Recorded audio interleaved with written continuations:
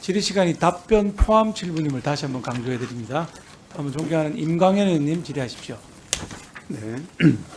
내년 정부 세입 예산안에 법인 세수 증가율 40% 과연 추계인가 희망사항인가? 총리님, 내년 국세 수입 예산이 382.4조 원이고 올해 이제 재추계 실적 대비 44.7조 원이 늘어난 규모입니다. 그 중에서 법인 세수가 25.3조 원이고 약 40% 금년보다 늘어난 그런 지금 숫자입니다. 이 내년 법인 세수 목표가 금년보다 40% 증가하는데 이 법인 세수 달성 가능합니까? 네, 그 세수 추계, 그러니까 예를 들어서 세수 추정에 있어서는 물론 불확실성은 있습니다만, 네, 저희는 이 부분은 가능할 거라고 생각해서 좀 이게 1년 만에 법인 세수가 40% 늘어나는 근거는 뭡니까? 일단은 그 기업들의 영업이익의 증가 이런 것들을 반영을 한 것입니다. 지난번에 부총리께서 내년 법인 세수는 올해 법인 실적에 의해 결정이 되기 때문에 이렇게 긍정적으로 보신다고 취지를 말씀을 하셨는데 이 내년 법인 세수는 3월 확정 신고하고 8월 법인세 중간 연합이 결정을 하는데 이 둘의 비중이 서로 한 6대 4 정도 됩니다. 그런데 이 3월 확정 신고는 올해 법인 실적이 결정을 하지만 이 8월 중간 연합은 내년 법인 실적들이 좌우를 합니다. 이 역대 법인 세수가 이렇게 40% 증가한 적이 몇 번 있었는지 아십니까? 이 한 25년치를 보면은 거의 없었습니다.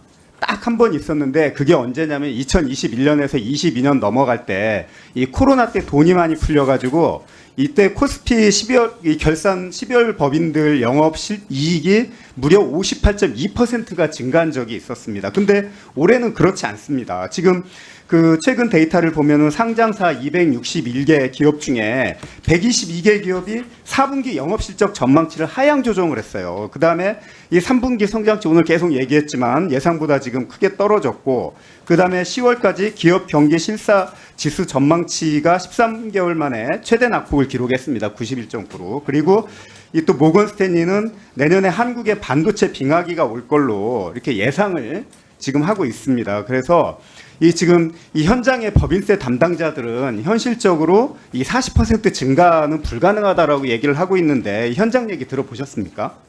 네, 저희도 현장 얘기도 듣고 있고요. 의원님께서도 걱정을 하시는 거는 충분히 알고 있습니다. 그런데 저희뿐만 아니라 다른 기관들 제가 얘기해서 그렇지만은 지금 KDI나 그다음에 조세현 그리고 지금 예정처도 발표는 안 했지만 네. 그런 내용들에 대해서 저희가 비슷한 인식을 갖고 있는 걸로 알고 있습니다.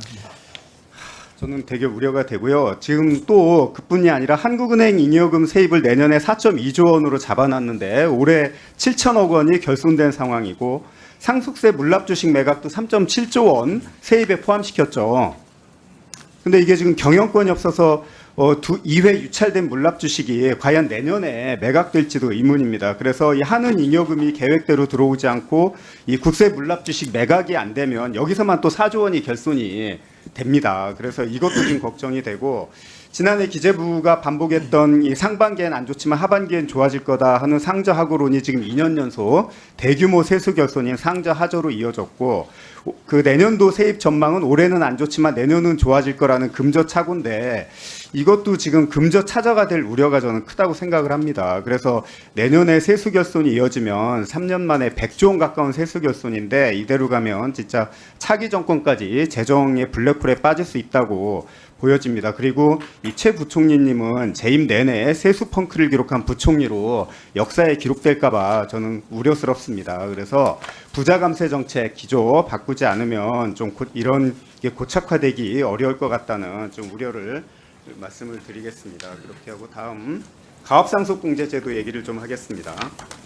PPT를 보면은 지난 국감 초기에 이 베이커리 카페가 가업상속공제로 악용되고 있는 사례를 제가 보도 자료를 냈는데 이게 좀 반응이 뜨거웠습니다. 혹시 기사 보셨습니까? 네, 기사 봤습니다. 예.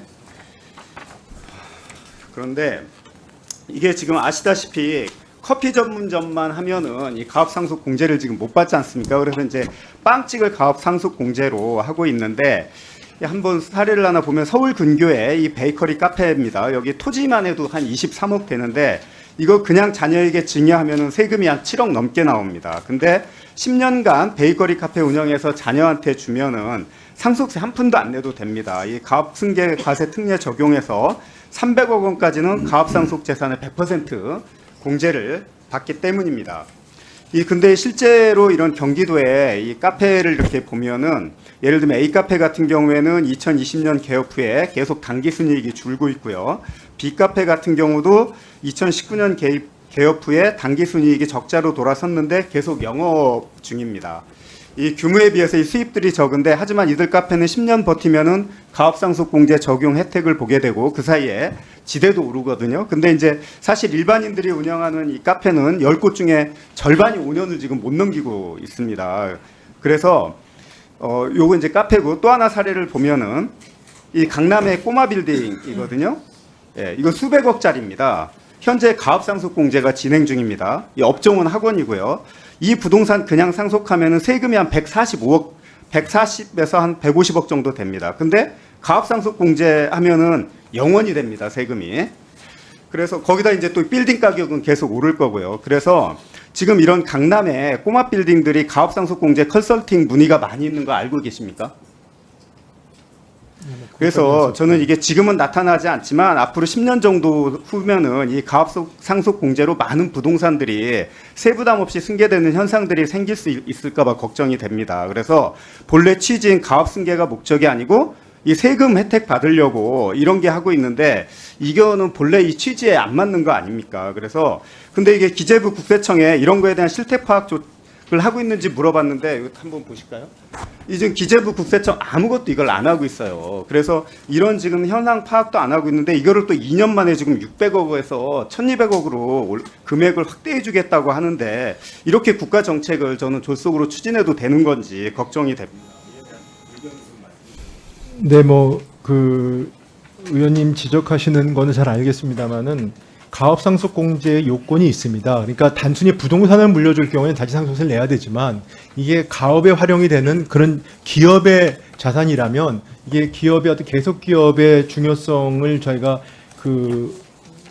이걸 계속 촉진하기 위해서 이 제도를 하는 겁니다. 그러려면 여러 가지 엄격한 요건이 있으니까 요건에 따라서 한다면은 현행 제도에 따라서 저는 이건 적정하다고 하고 다만 그런 과정에서 이게 사후 관리라든지 그 요건을 갖다가 뭐 회피한다든지 하는 부분들에 대한 거는 사후 관리의 문제라고 생각이 들고요. 그다음에 상속인이 부동산 양도했을 때 피상속인 보유 기간의 시세 차익에 대해서는 양도세 과세가 추후에 될 수 있기 때문에 뭐 그런 부분은 또 가능하다고 생각합니다. 예, 임강현 의원님 좋은 질의 수고하셨습니다. 다음은 정성호 의원님.